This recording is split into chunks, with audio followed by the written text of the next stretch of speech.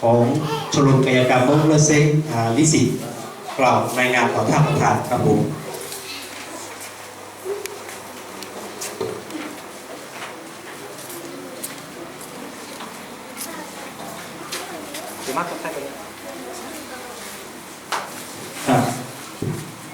เรียนท่าน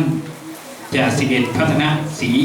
เทพธรรมรงค์นะครับท่านรองหัวหน้าชุดโครงการพระราชดำรินะครับโครงการศิลปาชีพอันเนื่องมาจากพระราชดำริ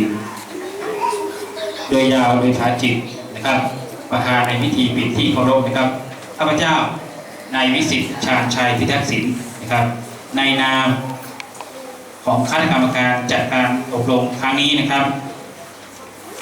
มีด้วยหนึ่งนะครับท่านประธานคือท่านเยียเซ่เล่าครับท่านวิเชียรเซ่ย่างนะครับท่านเจนวิทย์เจนสถาน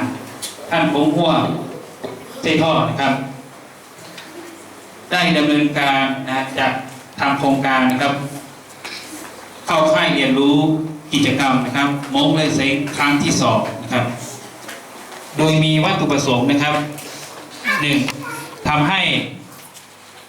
เยาวชนนะครับสามารถเรียนรู้ถึงศิลปะวัฒนธรรมอันดั้งเดิมของกลุ่มชาติพันธุ์เผ่ามงนะครับโดยเฉพาะกายกรรมมงแบบโบราณนะครับ2ทำให้น้องๆเยาวชนนะครับสามารถที่จะเรียนรู้ภาษาชาติพันธุ์ของตัวเองนะครับโดยเฉพาะภาษามงนะครับซึ่งเป็นภาษาเขียนแล้วก็อ่านนะครับ3ทำให้มีข้อมูลนะครับพื้นฐานโดยเฉพาะเยาวชนตัวเล็กๆนะครับหลากหลายอายุนะครับเข้า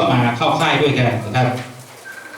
4ทำให้เด็กเล็กเยาวชนนะครับมีความรักใคร่สามัคคีนะครับได้มาผ่อนคลายนะครับแล้วก็รู้จักกันนะครับเพื่อแก้ปัญหานะครับในการทะเลาะวิวาทในยามที่เติบโตขึ้นมาครับจากการอบรมนะครับเข้าค่ายกิจกรรมนะครับมงเลอเซ็งนะครับครั้งที่2ครั้งนี้นะครับโดยได้รับงบประมาณนะฮะมาจากส่วนราชการนะครับคือองค์การบริหารส่วนตำบลตับเต่านะครับเข้ามาเพื่อที่จะดำเนินการให้น้องๆเยาวชนในพื้นที่ตำบลตับเต่าและตำบลใกล้เคียงให้น้องๆเยาวชนนะครับมีความรักใคร่สามัคคีกันนะครับจากการฝึกอบรมนะครับ3วันนะครับ2คืนนะครับคือตั้งแต่วันที่30เมษายน2560ถึงวันที่2พฤษภาคม2560จากที่คณะกรรมการนะครับชมรมกายกรรมมงเลซิงนะครับและวิทยากรผู้ช่วยครูฝึกได้ให้ทำอบรมแล้วก็ตาม